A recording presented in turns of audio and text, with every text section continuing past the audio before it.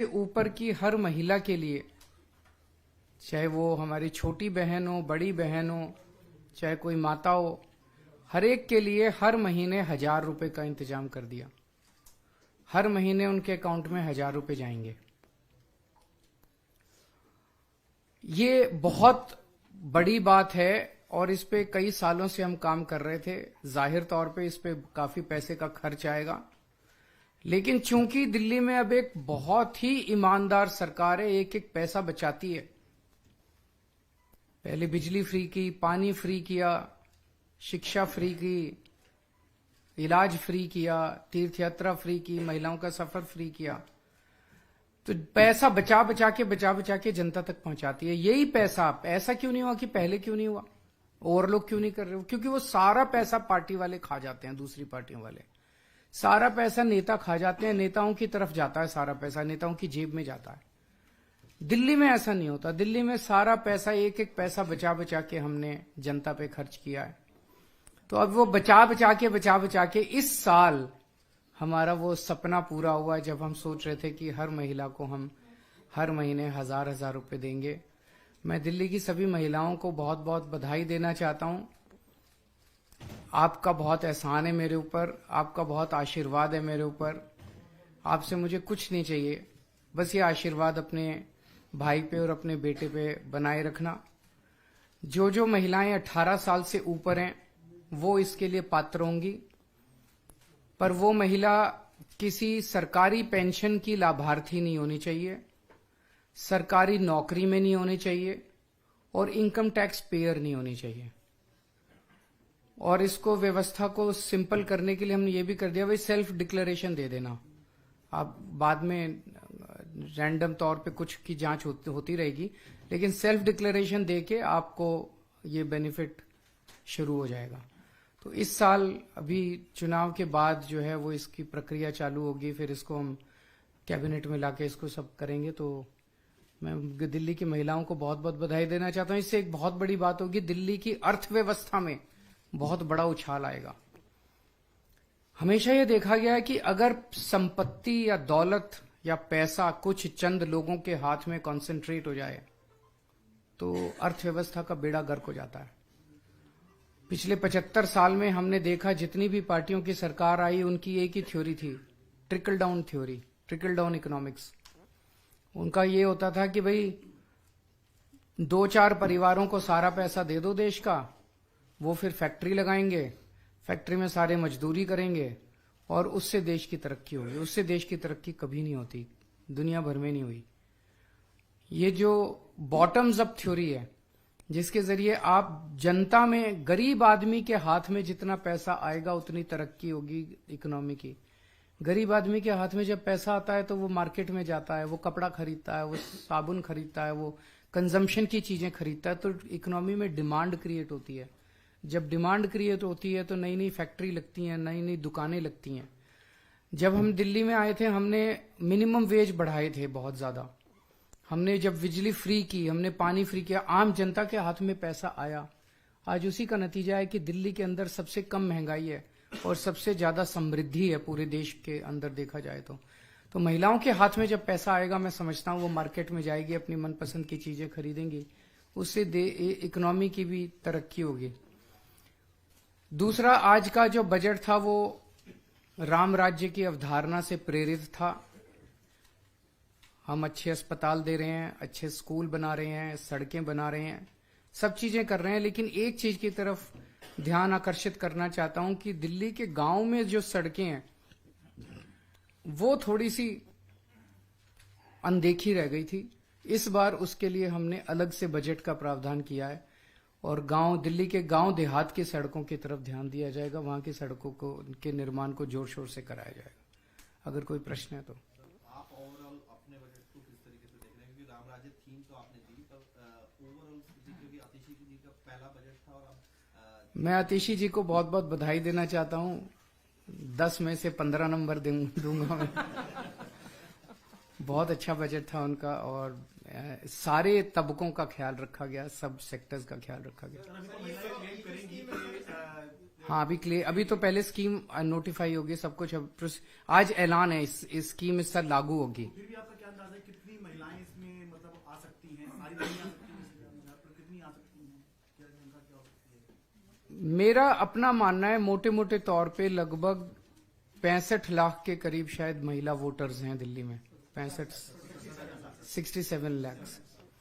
इसमें से income tax payer घटा दीजिए, इसमें सरकारी वो घटा दीजिए, इसमें हो सकता है सारी महिलाएं अप्लाई भी ना करें, वो सब करा के मेरा अपना मानना है शायद 45 लाख से 50 लाख के बीच में, शायद 50 लाख मान लीजिए। सर दिल्ली वाले क्या समझे, स्कीम आ जाएगी या फिर कुछ अड़चने आएंगी? अड़चनों से लोहा लेना तो हमारे फितरत है। अभी तक अड़चनों से लोहा ले लेके अड़चनों को दूर कर करके सारे काम कराए हैं, तो ये भी कराएंगे। पर मैं ये एक सब महिलाओं को भी और सबको कहना चाहूंगा, आपने मेरे को 70 में से 62 सीट दी और एक बार 70 में से 67 सीट दी, तभी मेरी सरकार चली। अगर 70 में से 40 सीट दे देते तो अभी ये बदमाश हमारी सरकार गिरा देते, जैसे हर जगह गिराते फिर रहे हैं, है कि नहीं है? 70 में से 67 सीट दी, 62 सीट दी, तभी अभी तक सरकार चल रही है हमारी। उसका मैं शुक्रगुजार हूं बहुत बहुत। लेकिन सब लोग देख रहे हैं कि कैसे बीजेपी वाले, एलजी साहब, केंद्र सरकार हर काम में टांग अड़ाते हैं, हर काम में टांग अड़ाते हैं। अब अगर ये 7 एमपी, अभी मैं अकेला लड़ रहा हूं, एलजी साहब से भी अकेला लड़ता हूं, बीजेपी वालों से भी अकेला लड़ता हूं, सेंटर वालों से भी, तो ये 7 बीजेपी के एमपी बना के क्या मिला अपने को? कुछ नहीं मिला। दिल्ली वालों को तो कुछ नहीं मिला, उल्टा ही मिला। जब जब दिल्ली के काम रोकते हैं ये 7 एमपी बैठ के ताली बजाते हैं, बहुत अच्छा दिल्ली वाले बड़ी तकलीफ में है, बहुत अच्छा दिल्ली वाले बड़ी तकलीफ में है। तो ये तो बहुत गलत है। तो मेरा ये सब दिल्ली वालों से कहना है कि अगर ये 7 एमपी आप इंडिया गठबंधन के दे दोगे तो ये मेरे 7 हाथ बन जाएंगे, मेरे को ताकत मिलेगी। अगली बार 7 इधर से आ जाएंगे दिल्ली से, 13 पंजाब से आ जाएंगे, 10 हमारे राज्यसभा के, करीब 25-30 एमपी हो जाएंगे।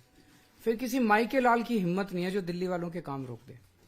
तो ये मैं ताकत आज दिल्ली के लोगों से मांग रहा हूं कि आप लोग जब वोट डालने जाओ तो दिल्ली की सोचना, केजरीवाल के हाथ मजबूत करने के लिए, ताकि ये रोज मैं जो लड़ रहा हूं आप मेरे को ताकत दोगे तो किसी एलजी की हिम्मत नहीं होगी आपके काम रोकने की।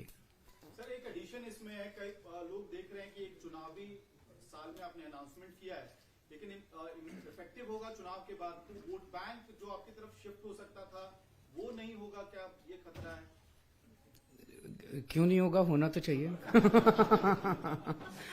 भाई अनाउंसमेंट किया है और सबको यकीन है कि केजरीवाल जो कहता है वो करता है, तो मैंने कहा है तो मैं करूंगा भी।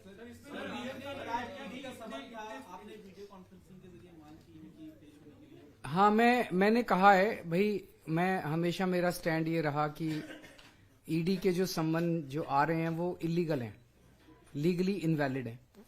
वो क्यों लीगली इनवैलिड हैं, वो लंबे लंबे मैंने चिट्ठी, कई पेज की चिट्ठी उनको लिख के भेजी है कि भाई क्यों लीगली इनवैलिड है। उसका उन्होंने कोई जवाब नहीं दिया, उनको जवाब देना चाहिए था। जो मैंने लीगल आर्ग्यूमेंट्स लिए हैं उन्हीं आर्ग्यूमेंट्स के आधार पे दूसरे केसेस में ईडी के समन्स को क्वैश कर दिया हाई कोर्ट्स ने। तो अगर उन केसेस में क्वैश किया तो इधर भी ये इनवैलिड हो गया, लेकिन वो नहीं माने, बस समन पे समन। फिर मैंने पिछली बार 2-3 समन के पहले लिखा था, मेरा विधानसभा का सत्र चल रहा, बजट सेशन में नहीं आ सकता, तो वो जानबूझ के ऐसी डेट्स पे दे रहे हैं। जैसे पिछली डेट पे दिया, उस दिन मुझे एलजी के अभिभाषण के प्रस्ताव पे मुझे असेंबली में बोलना था, उस डेट को दिया। आज की डेट दी, आज हमारा बजट सत्र था। अब मैंने उनको कहा है भाई, हालांकि मैं आपके संबंध को इलीगल मानता हूं, लेकिन आपके प्रश्नों के सारे जवाब देने को मैं तैयार हूं, क्योंकि हमने कोई गलत काम किया नहीं, कुछ छुपा नहीं रहे। तो आप मेरे से प्रश्न पूछ लो, वीडियो कॉन्फ्रेंसिंग के जरिए पूछ लो। कानून में लिखा है कि ईडी की प्रोसीडिंग्स जुडिशियल प्रोसीडिंग्स हैं। जुडिशियल प्रोसीडिंग मतलब ईडी एक कोर्ट की तरह है, न्यायालय की तरह है। और सुप्रीम कोर्ट के ऑर्डर्स अब हैं, कानून बन गया है भाई, किसी भी कोर्ट के अंदर किसी भी पार्टी को वीसी के जरिए प्रेजेंट होने की अलाउड है। तो अगर मैं कह रहा हूं ये मेरा अधिकार है, अगर मैं कह रहा हूं मेरे को वीसी से अलाउ किया जाना चाहिए, तो मैं समझता हूं जरूर वो अलाउ करेंगे वीसी से, और उनके जितने मेरी जानकारी में है मैं सभी प्रश्नों के जवाब दूंगा। ये मैं अभी देख रहा था, मेरी तरफ से कोई ऐसी डिमांड नहीं है। अगर ईडी चाहे तो कर सकती है, मेरे को कोई इस पे आपत्ति नहीं होगी, लेकिन मेरी तरफ से कोई ऐसी डिमांड नहीं है। अगर हो तो मुझे कोई आपत्ति नहीं है। सर ये एक सवाल ये सीएम सर इधर इधर इधर Sir, coming back to the budget actually, coming back to the budget, our government has always taken pride that budget outlay has been increasing since the government took over. This is probably the first time the budget outlay has gone down. What is the reason behind it? देखिए, अगर आप दिल्ली की fiscal history देखिए तो लगातार हमारा budget बढ़ता है। दिल्ली एक ऐसी सरकार है जिसको सेंटर से वर्चुअली 0 पैसा मिलता है। हमारा शेयर ऑफ सेंट्रल टैक्सेस, जैसा मैंने आपको कहा, 7,200 करोड़ से भी ज्यादा बनता है, बट हमें एक चवन्नी नहीं मिलती। इस साल इसको मैं थोड़ा पर्सपेक्टिव में रख देता हूं कि दिल्ली के लोग मिलके शायद सेकंड हाईएस्ट इनकम टैक्स देते हैं बॉम्बे के बाद। हम 2 लाख करोड़ से ज्यादा का इनकम टैक्स देते हैं। अब जो संविधान है उसमें लिखा है कि इनकम टैक्स कलेक्ट करने की जिम्मेदारी केंद्र सरकार की है, लेकिन केंद्र सरकार इनकम टैक्स को स्पेंड नहीं कर सकती। केंद्र सरकार को इनकम टैक्स राज्यों के अंदर बांटना होता है। तो दिल्ली के लोगों से 2 लाख करोड़ रुपए का इनकम टैक्स लेके वो सारा का सारा 2 लाख करोड़ रुपया पूरे देश के अन्य राज्यों में बांट दिया जाता है। दिल्ली को उस 2 लाख करोड़ रुपए में से केवल और केवल 325 करोड़ रुपए दिए जाते हैं। ये अब वो भी बंद हो गया, वो भी बंद हो गया। तो एक नया पैसा हमें नहीं मिलता उस 2 लाख करोड़ में से। तो ये एक भी पैसा हमें उस 2 लाख, तो ये तो नाइंसाफी है। ये तो ये है कि जो सोने के अंडे देने वाली मुर्गी है उसका गला ही घोंट दो। अगर डेली ग्रोथ इंजन है, आप हमें अगर पैसा दोगे, हम नए नए फ्लाईओवर, नए नए सड़कें बनाएंगे, दिल्ली को शानदार सिटी बनाएंगे, आपको और इनकम टैक्स इकट्ठा करके देंगे ना। आप हमें पैसा दो, हमें पैसा नहीं दे रहे। कंटिन्यू। सेकेंड, दिल्ली एक इकलौती सरकार है जो बिना लोन लिए सरकार चलाती है। अगर आप हमारे पिछले कुछ सालों की हिस्ट्री देखिए, हालांकि हम लोन का प्रोविजन करते हैं, हमें अभी तक कोविड के साल के अलावा हमारी सरकार को चाहे बिजली, पानी, स्कूल, अस्पताल, बस यात्रा सब कुछ फ्री देने के बावजूद हमें कभी लोन नहीं लेना पड़ा। इस साल जो एक अंतर आया है, जो पिछले 2 सालों से अंतर आ रहा है, कि जीएसटी कॉम्पेंसेशन बंद हो गया है। पहले दिल्ली को 10,000 करोड़ जीएसटी कॉम्पेंसेशन मिलता था, उसका लास्ट कॉम्पोनेंट 2-3 हजार करोड़ लास्ट ईयर भी मिला है। लेकिन इस साल, और ये दिल्ली की रेवेन्यू ग्रोथ का, रिमार्केबल रेवेन्यू ग्रोथ का नतीजा है कि जीएसटी कॉम्पेंसेशन खत्म होने के बाद भी हम अपने रेवेन्यू को पिछले साल के लेवल से इंक्रीज कर पाए। बिकॉज बजट एस्टिमेट, हालांकि पिछली बार थोड़ा ज्यादा था, लेकिन जो फाइनल एस्टिमेट है बजट का वो 74,900 करोड़ से, और इस बार उसको 1,100 करोड़ रुपए बढ़ा के 76,000 करोड़ का हमने बजट अनुमान किया है। आप किसी और राज्य में देख लीजिए, कोई और राज्य नहीं है जिसने अपना जीएसटी कॉम्पेंसेशन खत्म होने के बाद अपना बजट डेफिसिट लोन लेके, डेट लेके पूरा ना किया। दिल्ली एक इकलौती सरकार है जो अपने रिसोर्सेज रेज करती है, ईमानदारी से रेज करती है, और बिजली, पानी, स्कूल, अस्पताल, बस यात्रा, तीर्थ यात्रा सब कुछ फ्री देने के बाद भी फिस्कल सरप्लस में रहती है। So I have a question. You said that this year's budget was inspired by the vision of Ram Rajya, and in fact the finance minister's speech was peppered with couplets from Ramayana. Why is that? Why did you feel that this is a pitch that you have to make and you have to define your budget in this manner? You don't believe in Ram Rajya? So that is that apart, sir. We believe in Ram Rajya. हमने केवल इस बार नहीं, कई सारे budget speeches Manish ji के भी उठा के देखो, उसमें भी राम राज्य की अवधारणा की कई बार जिक्र हुआ है। 2022 you mentioned it first after winning the 2020. No, I don't think so. उसके पहले भी मेंशन रूपश्री, अगर आप ये देखिए, आप हमारी पॉलिसीज देखिए, हमारी पॉलिसीज ही राम राज्य से प्रेरित हैं, जो एक एक तबके के लिए, खासकर जो पिछड़े हुए तबके हैं। देखिए, राम राज्य में किस चीज की बात है, जो अभी हमने आज भी कहा, कोई दीन नहीं है, कोई दुखी नहीं है, कोई बीमार नहीं है, सब समृद्ध हैं।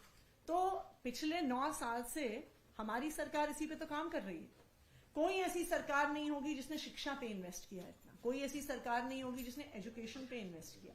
एक हमारा अचीवमेंट जो हमने आज शेयर किया, जो अक्सर हम उसकी बात नहीं करते हैं, लेकिन हमने मैल नरिशमेंट जिस स्पीड से दिल्ली में कम किया है, खास करके बच्चों में 91% रिडक्शन है।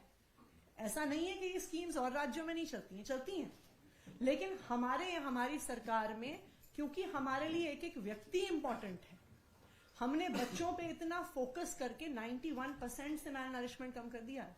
तो हमारी पॉलिसीज ही राम राज्य से प्रेरित हैं, पहले दिन से प्रेरित हैं। उम्मीदवारों को बदल दिया है दिल्ली में, एक को छोड़कर फिलहाल 5 सीटों में से, क्या कहेंगे जिस तरह से चेहरे बदल रही है? भाजपा डर गई है, इसीलिए उनको मैं कोई बता रहा था कि जहां जहां आम आदमी के कैंडिडेट्स खड़े हुए हैं वहीं बदले हैं। आसाम में भी वहीं बदले हैं जहां 3 हमारे खड़े हुए हैं, यहाँ पे दिल्ली में भी वहीं बदले हैं सारे हमारे वाले जहां खड़े हुए हैं। अब देखते हैं कुरुक्षेत्र में किसको देते हैं और गुजरात में Coming किसको। back to the budget, budget is not only what you are going to do in the next fiscal, but also the account of what you have done in the past, which you always do. But in the past 2 budgets, you made several announcements, which have not been mentioned this time. How much you have managed to achieve in Rozgar budget? How many jobs you have managed to provide? How many schemes you could manage to implement? Last year you talked about road infrastructure. There is no mention about that. How much work could you do on that front? Can you elaborate on that, please? मैं समझता हूं कि आज आतिशी जी का जो speech है वो 2 भागों में था। First part was not specifically about last year but the development and improvement that has taken place in Delhi in the last 10 years since we took over. तो 10 साल के अंदर 10 साल पहले दिल्ली क्या थी और 10 साल के बाद आज दिल्ली क्या है। तो फर्स्ट पार्ट 12:15 बजे तक उनका स्पीच उसी पे था। 12:15 बजे के बाद फिर उन्होंने इस साल का बजट प्रेजेंट किया। तो उसमें आपको सारी चीजें मिलेंगी कि पहले 24,000 क्लासरूम थे, हमारे आने के बाद 22,000 क्लासरूम और बन गए। हमने 530 मोहल्ला क्लिनिक बनाए, हमने दवाइयां फ्री की, हमने ये किया वो किया। उसमें रोजगार वाले पे परसों जो सर्वे रखा गया, I think it has come down very substantially in the last 2 years the unemployment rate. मेरे को एग्जैक्ट फिगर्स याद नहीं है, शायद 6.9 से 1.2 या 5.3 से 1.9 5.3 अनएम्प्लॉयमेंट रेट से 1.9 आ गया, which is a remarkable achievement. तो Really know the numbers, how many jobs?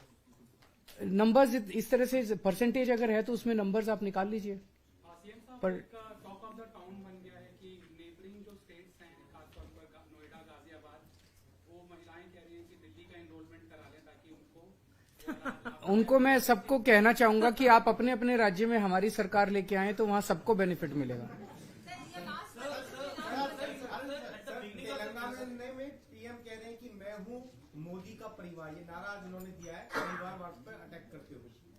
मुझे आइडिया नहीं इसका। सर आज सोलर की बात आज बजट में भी की, सोलर की आप लोगों ने राशि भी निर्धारित कर दी, स्कीम जो है वो अभी तक नहीं आ पाई है, अटकी है। मेरी एलजी साहब से निवेदन है, प्लीज इस स्कीम को मत रोकिए। जनता के लिए, देश के लिए स्कीम है, इसमें इन चीजों के अंदर राजनीति नहीं होनी चाहिए, ये सही नहीं है। तो वो स्कीम रोकी उन्होंने। जिस दिन स्कीम आई थी मेरे पास कई फोन आए थे कि बहुत अच्छी स्कीम है, बहुत अच्छी स्कीम है। जिन लोगों के अभी बिजली के बिल 0 हैं उनके तो 0 हैं, जिनके बिजली के बिल आते हैं वो भी 0 हो जाएंगे। तो अच्छी स्कीम है, अच्छा काम तो होना ही चाहिए। कोई लोग ये बता रहे हैं कि हमारी स्कीम कॉपी करके अब सेंट्रल आ रही है, तो सेंटर की पहले आनी चाहिए, हमारी नहीं आनी चाहिए पहले, इसलिए ये विवाद हो रहा है। तो जब तक सेंटर नहीं लाएगा हमारी पास नहीं करेंगे ये। Last budget before elections of general elections and also Delhi Assembly elections. This is your last budget? नहीं, अगले साल, अच्छा अगले साल तो उस टाइम तक चुनाव हो जाएंगे, लुक्स लाइक। बट जैसा मैंने कहा था एंड में कि we are confident also, hopeful also कि अगले 5 बजट भी हम ही लोग हम ही प्रेजेंट लोग करेंगे, प्रेजेंट करेंगे। Unless they declare Delhi as a full UT.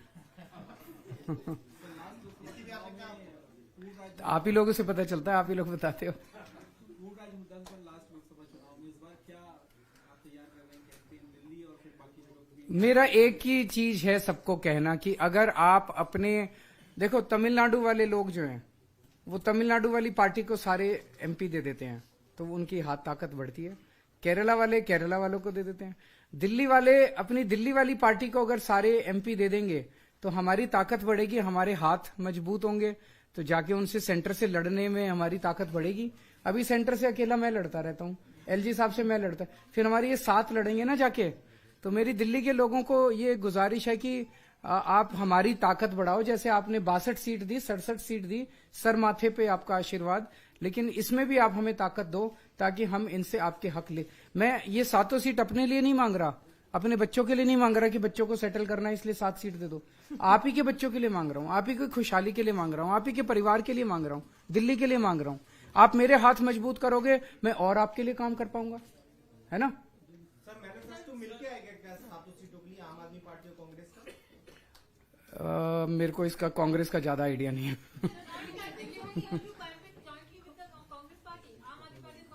अभी तो हम अपनी प्लानिंग कर रहे हैं, देखते हैं उनसे बात करके, पर अभी तो हम अपनी प्लानिंग कर रहे हैं। आज पूरी शाम उसी के ऊपर है। सर दिल्ली में काफी सारे ऐसे बच्चे हैं जो हायर एजुकेशन के लिए जाना चाहते हैं, आपकी गवर्नमेंट लगातार एजुकेशन पर काम करती है, वो बच्चे जो हायर एजुकेशन लेना चाहते हैं लेकिन खाली नहीं, हमारी योजना है कि स्कीम है कि आप लोन ले लीजिए और लोन आपको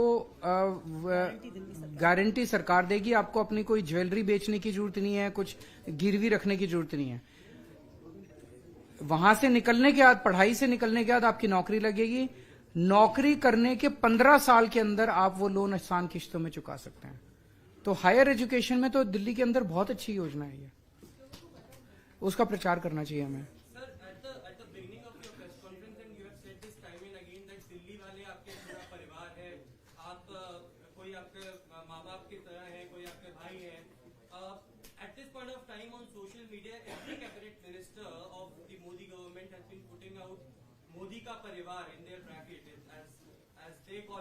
I have no idea. Someone asked this question just now. I have no idea about this. I have not seen this. वो शायद अपने कैबिनेट मिनिस्टर्स को अपना परिवार मानते हैं। मैं दिल्ली के 2 करोड़ लोगों को अपना परिवार मानता हूँ। Thank you.